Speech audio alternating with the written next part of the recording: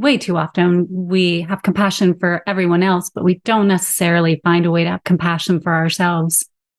Do you feel that there is a space for compassion in what you're building?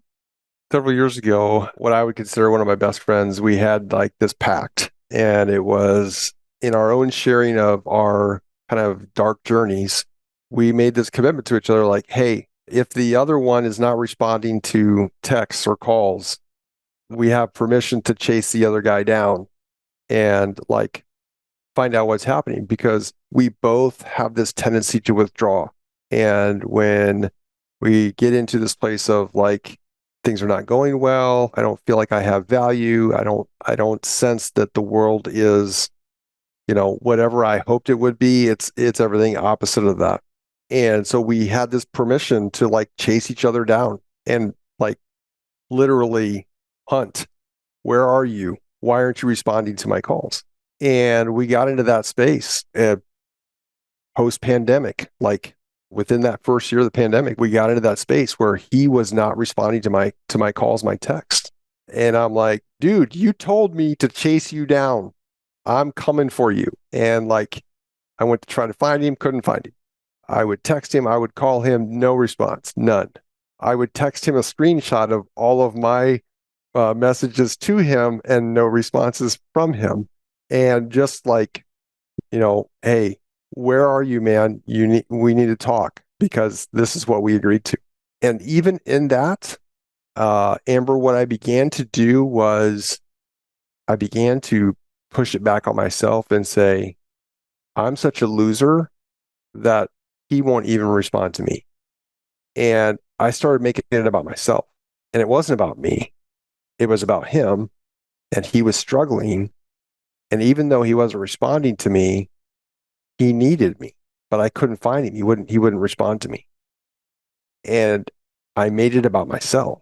And I don't know what the right psychological term there is, but that's kind of selfish to turn that back on me and to say, I'm the one who is at the center of this and he's not responding because he doesn't like me anymore.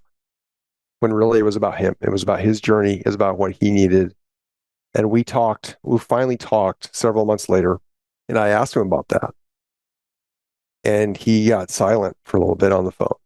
And he apologized and, kind of told me a little bit about what was going on. And it was exactly what I was expecting it to be. It was exactly like what he and I had kind of confessed to each other. This is what I do when I get discouraged. And I just said, man, I wish you would have called me. I wish you would have answered my messages so I could have helped you. And in that moment, I needed to make it about him because it was his journey. I think part of the thing you can do most to help yourself is to be focused on others, is to give to others. Because when you do that, it takes the light off of yourself, or at least your own light. You're not casting it on yourself. You're not worried about yourself.